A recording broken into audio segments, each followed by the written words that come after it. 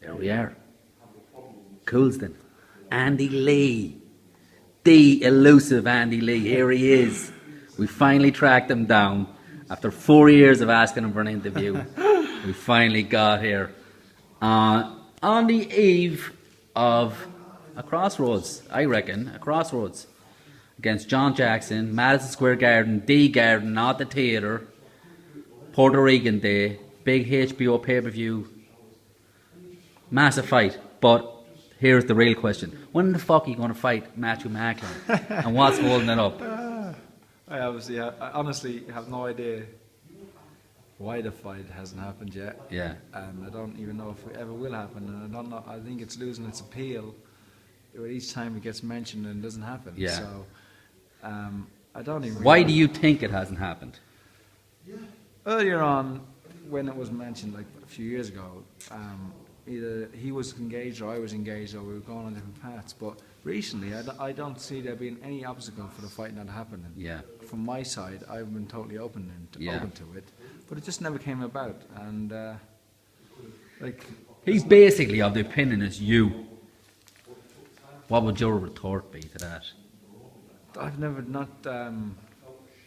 To be honest with him and everybody else, there's been no real solid No official offer of a fight right. by a promoter or by just sort of Ludabella said to me, and I said, yeah, let's make the fight. When other fights have fell through, with Spada, with Golovkin, and Ludabella's mentioned me, I said, yeah, let's get it on. I want to fight. But it seems like people can't pull it together in terms of where it's going to be, who's going to promote it, who's going to pay for it, blah, blah, blah. Is it going to be here, or is it going to be in Ireland? Is it going to be, down the country or in the O2 or whatever? Exactly. Yeah. So it's just waiting for somebody out there to who has the motivation to do it. Yeah. Because I'm open to it, and if he is open to it, then what's the hold up? What do you think is the most likely route to it actually happening? Like, who to promote it? Where? As top of the bill, or on another massive card in the UK? Like, what do you think would be the most likely route of it happening? I don't know. The fight deserves to be in Ireland. Yeah. And that's where it has. It'd be crazy if it wasn't. Yeah, and that's where it has most appeal. Two Brits fighting in Ireland. People need to see the fight. People want to see the fight, and that's where it should be. So, why not? O2. The O2. Most likely.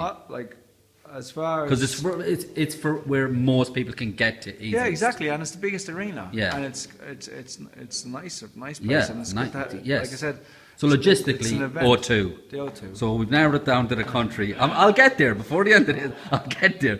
So why don't you promote it? Listen, if you take a ticket deal, I'll promote it. So O2, it'll have to be on Sky. RTE do not seem anyway interested in putting money up for boxing at the moment. Maybe if it was me versus Macklin, they might be interested, but Sky would still probably have to be involved with some English TV. Yeah. But listen, it's all fantasy and fairy stuff. I have a fight Saturday. I'm not even, Macklin's no, not even no, we're hypothesizing, and we're It's not even in my landscape, so it's not even worth talking about. So we're here in Coulsdon. What brought you here? Alan Booth. Yeah. He's the reason I came to London to train. After I lost to Chavez and Emmanuel got sick, I knew I was going to have to train somewhere else. Because the last time we met, fortuitously on the street in London, and you were sounding me out about gyms, and I said pretty much every trainer in London except for Adam Bood, because I didn't consider Adam Bood to be an acquiring Do you know what I mean? He was always, he had a couple of guys. It's not, guys didn't come in and out of his gym. It was just those two guys. That's who he trained. But now, since then, it's changed a little bit. There are guys coming in and out of the gym. Slightly stable has grown a little bit and stuff like that. So how did you make that connection? Because I wouldn't have ever. Yeah. I think it's the perfect fit, and if I'd have thought he would, I would have said you would fit in there because you're quite smart guys and you gel well together and all that. But I wouldn't have thought of the initial step. How did that come across? How did that come about? I always watched him, and I watch a lot of the trainers all the time about any fight, and just marking and taking mental notes. And he always stood out, and I always liked what he did and how he presented himself. And my brother knew Paddy Fitzpatrick, and Paddy Fitzpatrick was with him, yeah. And so I just said to my brother, and I had somebody else reach out to him, Damien McCann. Reached out to Adam. From Belfast. Yeah, from Belfast, and Paddy as well put in a word for me, and so because it's not like you probably would I be would able never to. spoke to Adam. Yes, you would, but you would be able to walk into a lot of gyms. Yeah. But to get Adam, especially at that time, Yeah. to train you, it's not a given. And Even if you're in the top 10 of the world rank, it's not a given that he would say, actually, I haven't got time to dedicate to you, because he's quite involved, isn't he? Yeah. And so it was pretty much. It took a couple of weeks, but I wasn't in no rush myself. I was enjoying. It was the Olympics and that, and I was doing some punditry, so I was here anyway. And so I went out to the gym one day. We sat down, we talked, we got along. But it kind of grew over time, our relationship and our understanding of each other. And it was very much for the first period, maybe a month or two, of feeling each other out. Yeah. And seeing what kind of person I was and what kind of fighter I was, and if he thought he could do something with me. And me like a probationary period, a mutual probationary period. Yeah, and it wasn't, I think that wasn't until like November. I had started training with him in September. It wasn't until like November where we said, look, we're going to do this, let's do it now. So that's how it came about, and I've enjoyed every bit of it. Yeah, so you've had 4 fights with him. Hit and miss, in my opinion, hit and miss a little bit. Yeah, Fitzgerald, not your best performance. Your last fight, Hirosh Harta, not your best performance for different reasons. But is it coming together now? Because this is a big fight. I'm hoping, but because this is a big fight. You got a big fight coming up. This was really. Say it's coming together. The proof is in the pudding. 4 fights, 2 good, 2 not so good. Yeah, 2 not so good. But in saying that. Learning. You got to take everything into consideration in the fights, and I won every single one of them.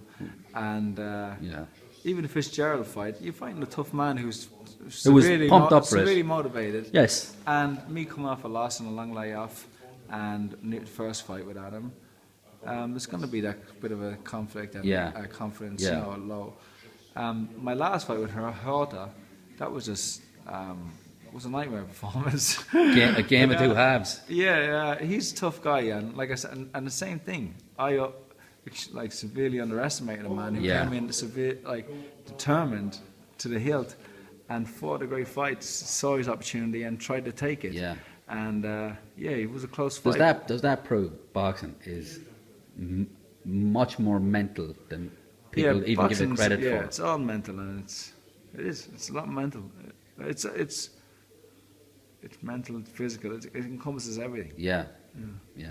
So this fight, John Jackson, Madison Square Garden, the son of the famous Julian Jackson, massive bang-out artist. This guy's got quite a high 80% knockout ratio as well.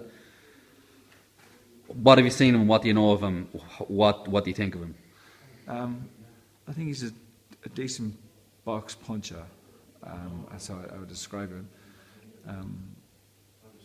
Not polished, or I wouldn't say he's like the highest level or highest grade fighter, but certainly if you messed around with him, he'd beat you because he can punch, he can box, and he can fight a bit. And it's a great opportunity for me. It's a massive occasion. It's eliminator for a world title. Yes. And if you had to pick an opponent for an eliminator, he's not he wouldn't be. He's not the toughest light middleweight in the division. Package, So I think it's a very good opportunity for me. It's on a big stage, and it's what I need, the occasion, to bring out the best of me. Yeah. because I've been knocking around for a long time. I've had 30, almost 35 It's fights. time for the breakthrough, isn't it? Yeah, it's time for the breakthrough, and I've fought on big shows, and then you come back and you fight on these smaller shows. The motivation, you know, and against lesser opponents. Well, it doesn't get much bigger than this now. This is it. Yeah, HBO pay-per-view, Madison Square Garden, Puerto Rican Day. You know that. You know, against a big name. He's a name, as you know. Chavez is a name. It brings a little bit more. It probably brings a. It's definitely more marketable, but it brings a little bit more spice to a fight, doesn't it? A name, a legacy. Yeah. So there's no chance that you're going to overlook this guy because maybe he's not the bet in the top 10 of the division, though. You know. Because it's not just about beating this guy. Yeah. It's HBO. It's about how you look, I suppose. Yeah. Before the Harder fight, I would never admitted to overlooking him. Yeah. But when you look back and in hindsight, you know, it's a great thing. But I could see where it made, you know, those couple of percent here, a couple of percent there. I was making plans after the fight to say, you know, I was doing this, what I was going to do. And, but truly, I feel like I'm not looking beyond John Jackson. And really, I can't afford to. If I lose this fight, then any plans of going to a higher level is really out of the question. So this is it. Let's make a break for me. And I'm in a good place. I'm fit as a fiddle. Yeah. And I'm mentally ready. And it's time to do it. Right, we had a few questions sent in on the Twitter. Let's kind of try and remember a couple of them. The move to 154. Why? What's the main reason behind it? It's not that I'm targeting anybody or like. I just feel Adam felt more so than I did. That it was just a natural thing to do. The way I should be, and the way I should have been fighting. And I'm making it with the same effort that I used to make 160 pounds. Just that I've just cleaned up the way I eat. Yeah. And that's basically been the biggest change. Living with Adam, does that help the diet? It does, yeah, it does. So you got your mother looking over your shoulder, basically. Yeah. And because a lot of people would have thought Andy Lee, he needs to move to 168. Yeah. That would have been, and that's what I thought. I was shocked when I heard he's moving more. He should be moving. You sure you haven't got that wrong? He's moving the other way. Yeah. Because you're a tall guy, not as tall as you used to be, obviously. But you're a tall guy. You're big frame. You're like 168, no problem. You could see you in that division. So that's. I'm bigger than most light heavyweights. Yeah. You know. You're going to be probably the biggest in the division. What are you, 6'2"? Yeah, 6'2". Yeah. Yeah. So there's not a whole heap. There's not a whole heap of light middleweights 6'2". No, Dan, it's not really going out and just being the best, finding the optimal weight and being the best boxer athlete I can be. And when you compare the middleweights to light middleweights, there's a massive difference in their size and the power you're facing. So it's a good move for me. It gives me a lot of advantages. Yeah. Another one was Macklin. We skip past that. Another one was, what shampoo do you use? Because it's luscious hair you've got. I don't know about luscious, getting a few greys. It's getting grey, isn't it? It's getting grey, yeah. That's marriage for you. But another one was a good one. If you could be any fighter from any generation, which would it be? Probably Sugar Ray Robinson. Yeah. Say Robinson, Oscar De La Hoya. More so Robinson because he was. The main man, the lifestyle, he was the man, the killer in the ring and outside the ring. And he drove a serious whip. Yeah, pink Cadillac. Yeah, he knew how to live, didn't he? What other ones did we have in there? Can you remember any of the other ones? No? I owe Darryl Doyle $200. $200. What was the bet on? 2 losses on the Froch Groves fight.